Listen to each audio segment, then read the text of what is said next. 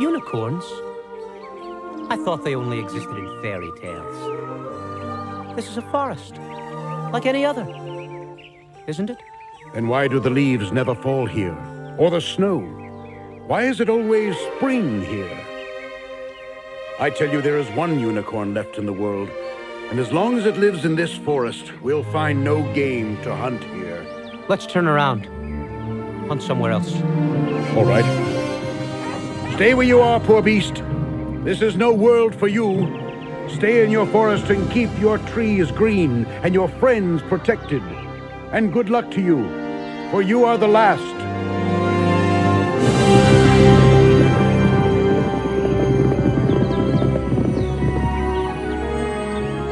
I am the only unicorn there is.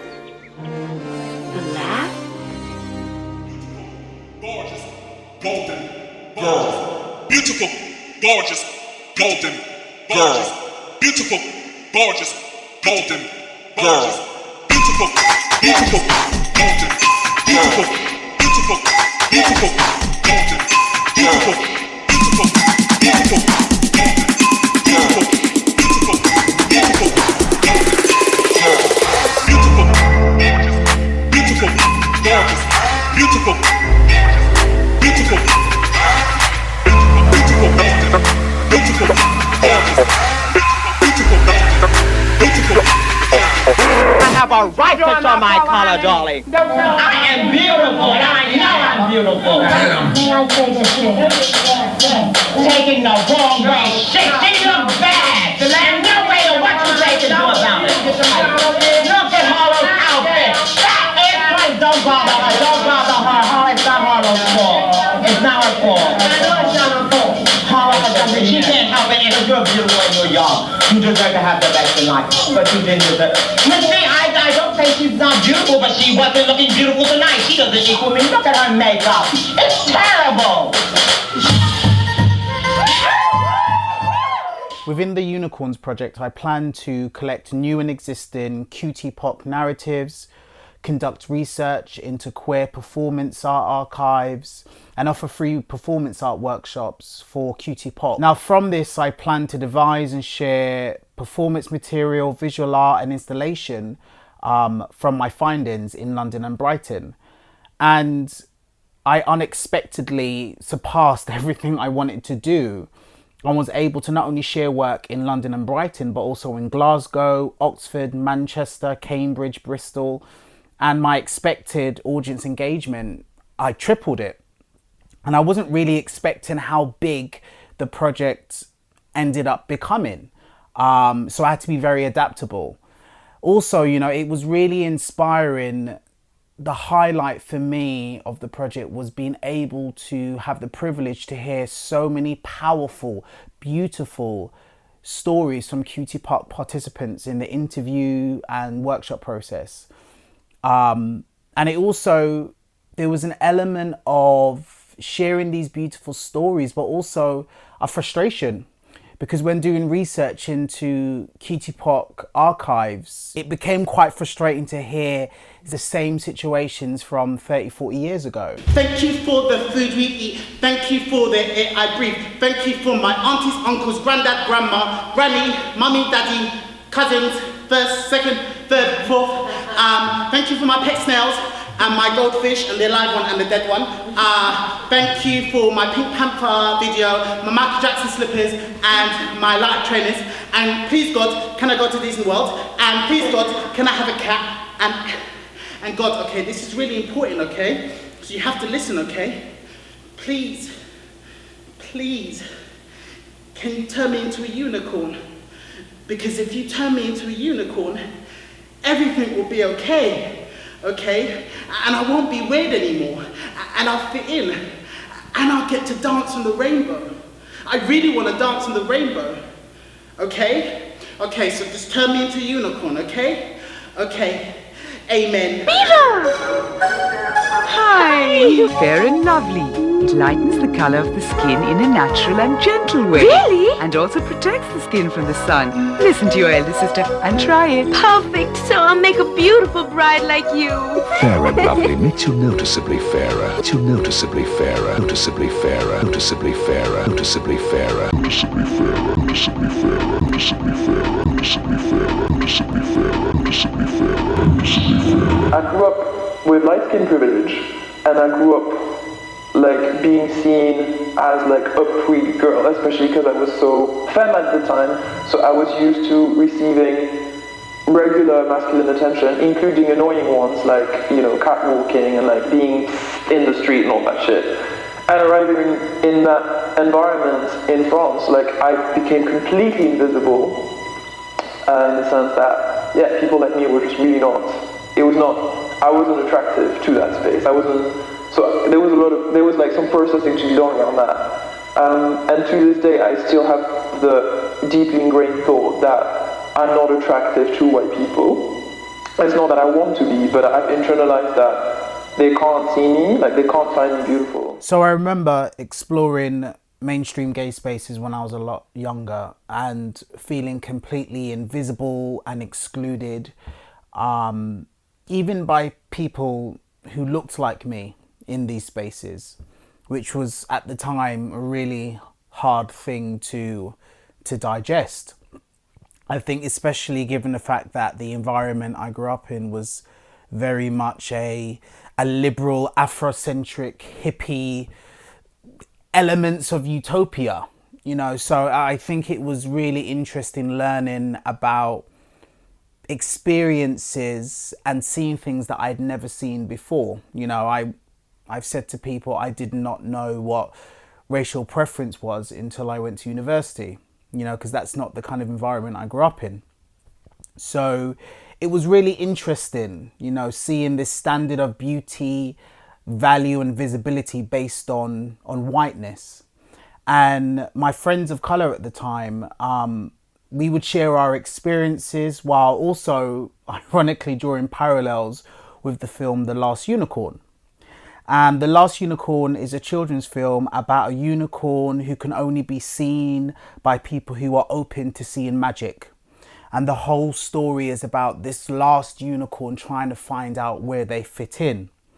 You know, and we would joke about it, but also encourage each other to know our worth, and while simultaneously calling ourselves unicorns. And I found the idea of queer people of color calling themselves unicorns as a reaction to seeing LGBTQI spaces really fascinating and magical because of how empowering it was. And that's how the idea for the project of Unicorns was born. Pretend this is the best of all possible worlds. This is exactly what we choose, right? This is it. So like nobody talked about racism. Right. So if something happened to me in a bar, I couldn't count on anybody standing up and covering my back. A white lesbian would not stand up to cover my back. They may say, personally, oh, isn't that too bad it happened to you? But not, hey, this shouldn't happen, period. So as part of the Unicorns project, I got to work with an amazing cast of interdisciplinary artists from different backgrounds such as visual art, dance, music, costume making. And it was a real honor to see how other people work, but also skill sharing in a way that I am learning about myself. And I'm learning how to push myself in different ways. I work interdisciplinary myself, but I learned so much in terms of pushing what I already know, pushing my comfortable boundary of creativity and exploring realms which I had previously not explored. Like, you know, if you're listening to a track and you're like boom, boom, boom, and you're going, like doing all these things and things, that is potential movement. Like that is, you want to go forward, round, round, round, down. Like that is all like boom, boom, boom, boom, boom, whatever that is, that can be choreography. Because that's what you're hearing, and that's where your body wants to stop, start, smooth, catch. You know, all those things. And like, I've done it sometimes, I've just drawn what my hand wants to do, like boom, boom, boom, boom. Y'all haters corny with the Illuminati man. Paparazzi catch my fly on the copy. I'm so reckless when I rock my Givenchy dress. I'm so possessive, so I rock his one. My daddy Alabama, mama Louisiana.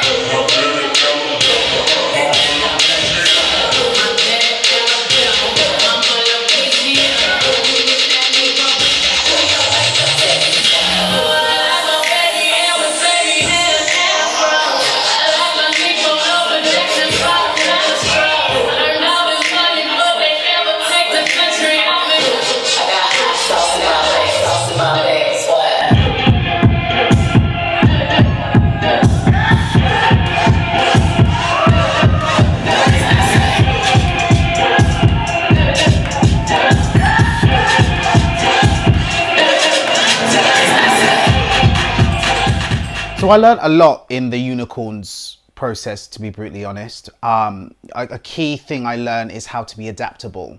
You know, certain elements of the project had to change either for the safety and privacy of QT participants, or I had to be adaptable with organizations changing needs and priorities, and also artists as well. I mean, one thing for me that stands out is the adaptability in terms of the safe space that I wanted to create for QT POC participants in the interview and workshop process. And to create that, I had to remove elements of filming, which enabled such a beautiful dynamic level of work that was shared with me. And I felt very privileged to be hearing such beautiful work. But also I learned through that process, because it was very hard to hear stories which correlated with my own. So I learned the importance of debriefing, because my own well-being came into play in terms of hearing these stories which correlates with my own, and then going out into LGBTQI spaces and seeing replications of what I've heard and what I've experienced. It was very hard emotionally to deal with. So I learned the importance of debriefing, and I used, you know, elder artists to do that, but also other artists I was working with, such as my dramaturg Joseph Sanka, which was so valuable and enabled me to unpack a lot of the emotions that were built up in those processes, so I can move on with a clear head creatively. I also developed a love for archiving and research, exploring, and playing. And I think that's the key word. It was playing. It was the space in which to play creatively, to explore creatively with no boundaries, which I can't remember the last time I've done that. Your immediate idea of a unicorn is what you've been told. It's the white horse with the gleaming white, horn coming out. However, one thing that I will take from Western culture, because I don't see myself being a white horse, you know, being called by the fair maiden to sit in her lap. No, that's not me. However, what I will take from Western culture is the fact that it shits glitter. You know, you can see what's inside of it coming out, literally, you know. That idea where you are, the beauty that is within is pouring out of you, literally, like you just shit the stuff. I'm walking around and taking everything in, you know, and I might just be eating garbage. But do you know what? Something happens inside of me and I'm shitting glitter. Do you see what's coming out of me all the time? That idea, I think it's part of what it is to be quintessentially black and queer.